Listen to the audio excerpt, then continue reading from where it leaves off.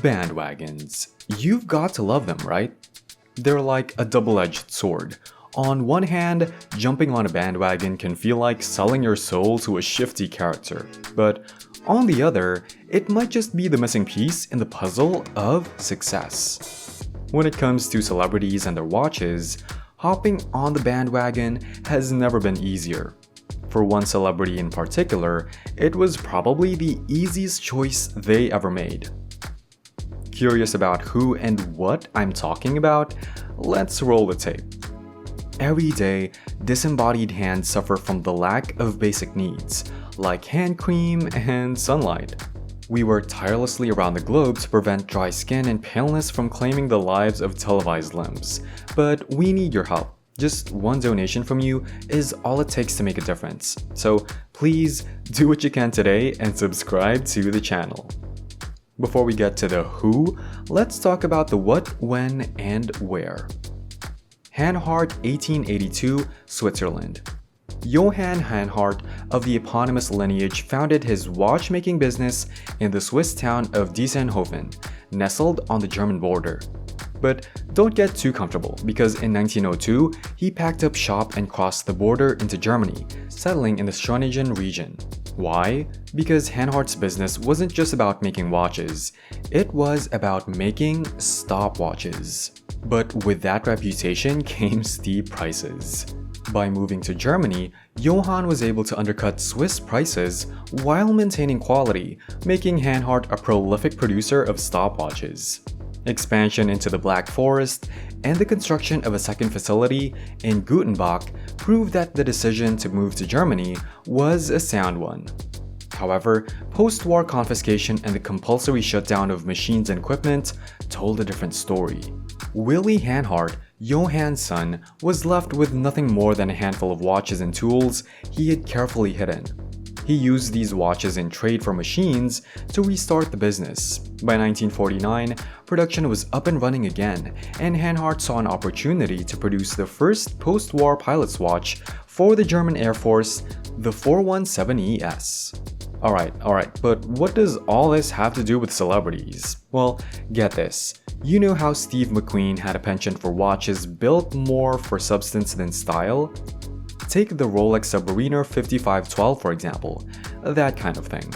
McQueen might be most famous for his appearance in the 1971 film Le Mans, wearing a bright blue and red Heuer Monaco, but the truth is he preferred his timepieces to be less conspicuous. And would you believe it, one of his favorite pieces was, you guessed it, the Hanhart 417ES. How McQueen got his hands on one is uncertain.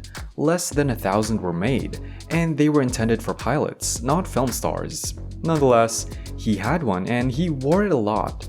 He kept it for most of his life, and it made frequent appearances in photo shoots and even in some films. McQueen wasn't approached by Hanhart to wear it, nor was he paid to endorse it. He just did, and you can see why. McQueen's preference for stark, functional design is exactly what the 417ES offered. Those flyboys had a job to do, and admiring their watches wasn't part of it.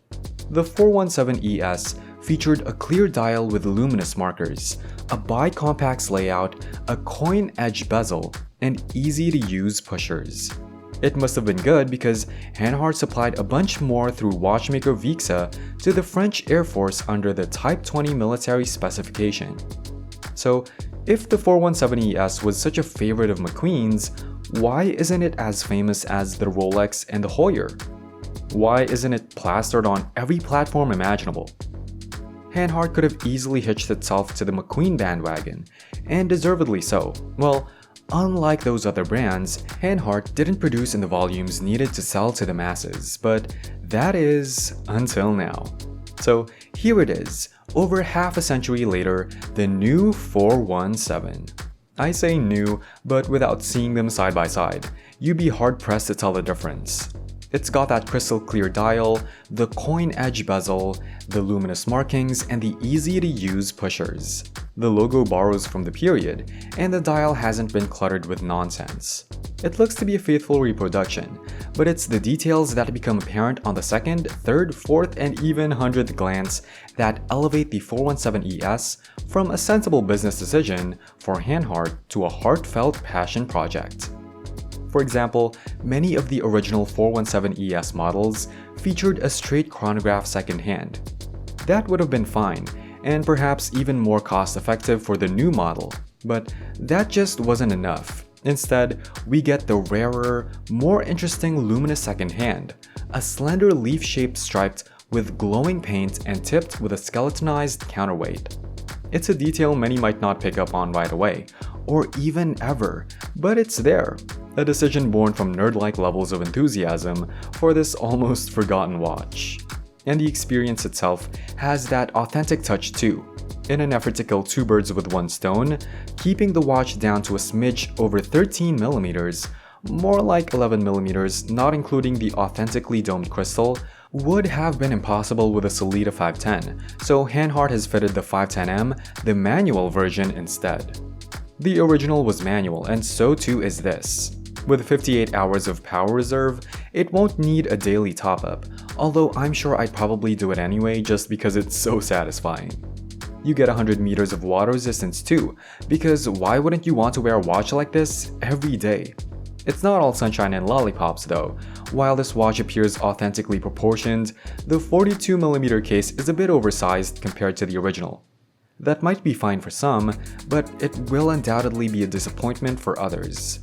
The chronograph was a flyback on the original, but not here, and the anti-magnetic tag on the dial is gone, even though modern movements are more anti-magnetic than the original 417 ES anyway, which is a shame. However, a caveat, keep your ear to the ground and all that might change. In the meantime, for those who are happy with the 417 ES, as it presents itself today, the best news has been saved for last. This watch has been very fairly priced at €1790, about $2150 or £1550. Compared to the equally lovely Longines Avigation Big Eye, that's a saving of about £500 for the opportunity to feel a little bit like Steve McQueen. Not bad at all. You've got your personal sunglasses, you've got your Barber jacket, why not complete the look and throw a 417 ES on your wrist? That would be the pitch if Hanhart had climbed aboard this particular bandwagon, but it hasn't. It's a small brand that produces low volumes of watches and doesn't have the budget to compete with the marketing power of its trendy contemporaries. What it does have, however, is a pilot's watch with proper heritage that Steve McQueen just so happened to think looked pretty damn good. Perhaps you do too. Thank you so much for watching this video. If you enjoyed it, please consider giving it a like and subscribing to the channel. If there are any watches you'd like to see featured, please let us know in the comments below.